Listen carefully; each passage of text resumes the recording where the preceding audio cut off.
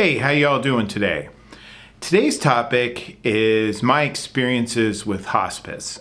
I'm going to start off by saying I am not a healthcare provider or a doctor of that sort. This just reflects my personal experience with this important service. My first experience with hospice was with my grandfather. I was in my 20s at the time, early 30s. I think he was about 95 when he passed away. He had lived a long life and done a lot of impressive things over the years and was quite an intellect. But he had also began to suffer from a variety of physical ailments, which progressively got worse, just as we all will experience one day. He essentially kind of called his own shot. He said, I'm going to stop eating and go on hospice. And so that's what he did. There was no coming back. He knew this from what he was suffering from. And so he decided to do that. My mother and her siblings facilitated that. And I think he was on hospice for 3 or 4 weeks, and then he passed away. He was in his home with my grandmother, and my folks at that time lived close by, so it was a pretty easy thing. My grandmother later was also on hospice. This was maybe 4 years later, and she was in a skilled nursing facility at the time. She had a lot of cognitive challenges. Not as many physical, but cognitive things. You know, she was getting up there too in her late 80s at the time, and she went on hospice. I remember my mother and I would visit her fairly often, and she wasn't on hospice for too long, a few weeks maybe before she passed away. In both of those situations, I really didn't know anything other than the word hospice. I didn't know how it was set up. I didn't know what was going on. My parents were sort of people who were, they would take care of things, and they didn't really need your help to do that, and I completely understand that.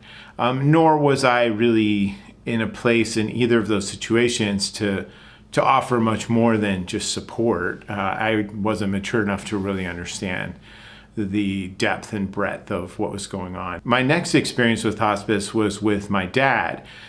This was in 2015, and he had been suffering from a variety of physical health challenges for some time and began kind of a precipitous decline in that summer.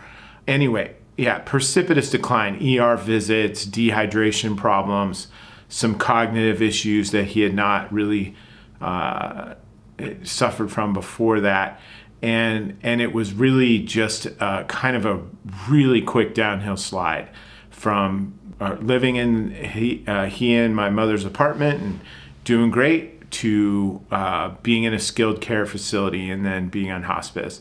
Very, very steep decline. In this case, I was intimately involved with all of it because my mom was really not able to deal with that at that time, emotionally speaking, or cognitively. She was kind of suffering from some of her own challenges at that time. I didn't really know what to do, and fortunately, I had a friend who had been a hospice nurse, and she said, this is what you need to say to these people specifically. You need to get with the nurse and the nurse case managers and the doctors, and you need to say these words. And I'll get into exactly what she told me to say later. She kind of familiarized me with how to do it, what was coming up, all of that sort of thing. And that was, I'm very grateful for that experience because otherwise I would have had no idea. He went into hospice. He was cognitively not really with us in that way. He was not really able to reason or have any kind of deep conversations much. That went as well as it could have, and he was on hospice for maybe 3 weeks, I think, something like that. And towards the end of it, he had stopped eating and drinking a little bit before that, and just eventually passed away in his sleep. More recently, my mother passed away in February of this year. And of course, I was quite involved with that. That arose out of a situation where she had a number of physical problems and cognitive problems, probably worse than any of the folks that preceded her. Therefore, it was pretty obvious when the time had come to engage with folks on hospice. And when I did so, everybody else was thinking the same thing. This is the time to do it. She was on hospice maybe 3 weeks, but probably 2. Something that's strange about time during a crisis like that is that it dilates, it expands, it shrinks in my perception of it. And so I can't really tell you exactly how long. It seemed like a really long time, and it seemed like not any time at all. For the first couple of weeks, she was really just kind of doing her own thing within her memory unit and engaging with people and everything like that, just like she usually had. But then, over the span of it, she began to decline more and ended up being unconscious for about 4 days. And at the end of that, she passed away one evening. So what is hospice? Hospice is end-of-life care in some cases, but it's also for people who are in a critically difficult health situation. Some people go on hospice and emerge from that and recover from whatever the ailment was that got them to that point, and then they can get off hospice and everything's great. But in most cases, it's for folks that have reached the end of their lives and want to pass away with some dignity. Mostly what it involves is they take the person off of all non-essential meds. They stop any kind of treatments like, oh, you've got to go to OT now. Oh, you've got to go to PT. You got these doctor's appointments. Those all stop. And the person can just be in wherever it is they live. And they don't force them to do anything that they don't want to do or pressure them to do things. If they want to do something, then and it's reasonable thing to do, then that happens and people facilitate for that for them. If they don't want to do anything, then that's completely fine. And so it gives them some time and space to kind of breathe and potentially recover, or at least so they're not feeling like, geez, man, I'm getting pressured all the time to do all this crap and I feel crappy and everything else. The other component of it is that you have some pastoral care kind of aspect to it, where the hospice people come in and they are with you during that time. They talk to the family members as well as the person who is on hospice, and really kind of just have pleasant conversations and also do a little bit of planning. Hold on one second. I got to let my dog in.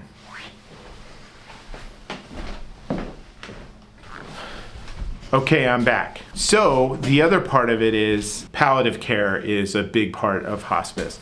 And that means that they really want them to not be feeling any discomfort during this period of time when they're on hospice. And that is very critical, and I'll talk about that too in a little bit.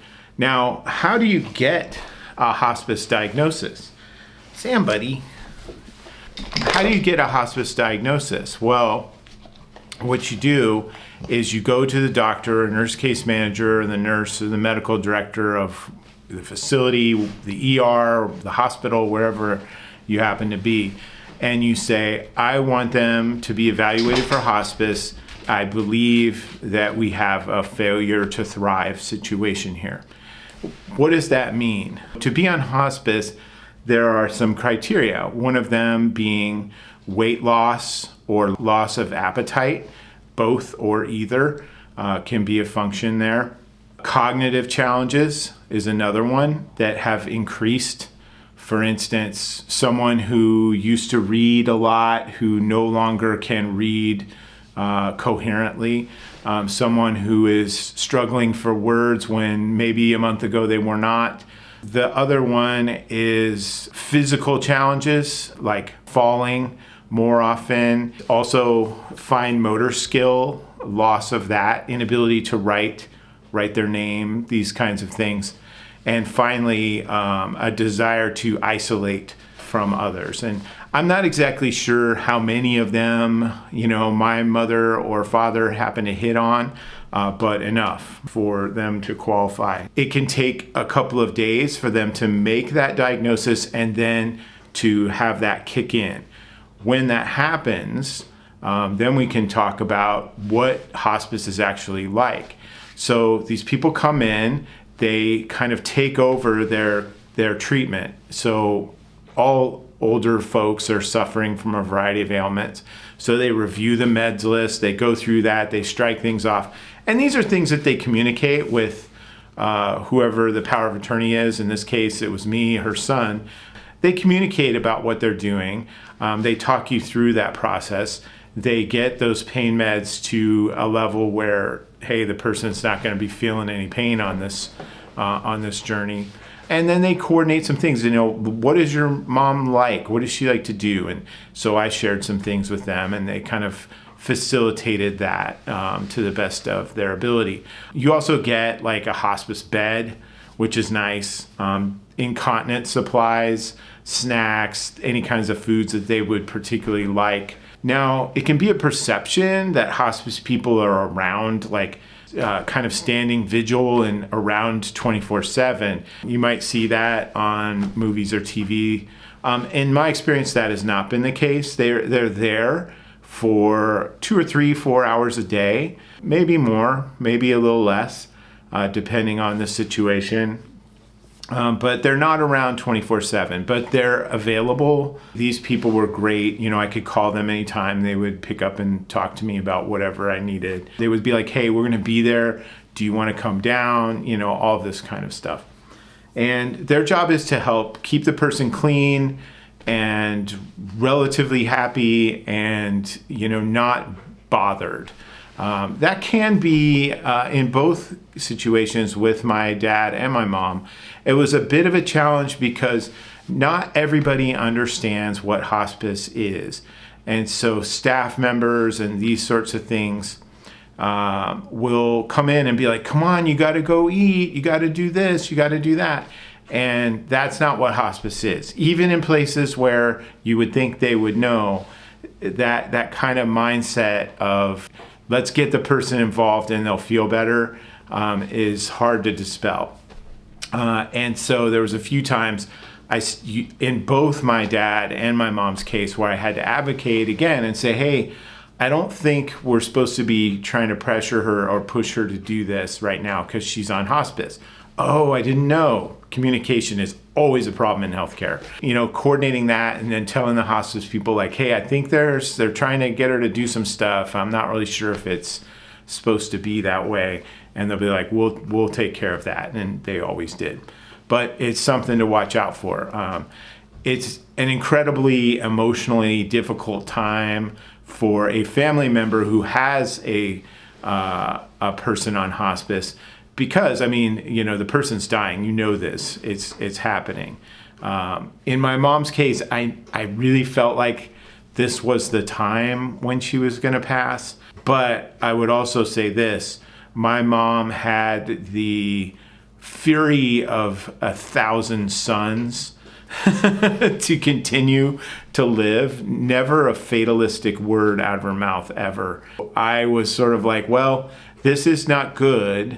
This is the worst it's been, but she could still kick out of it. But after a while, I kind of knew, like, no, this is the one. This is it, and it was. So they're there to do those things and help you through that process.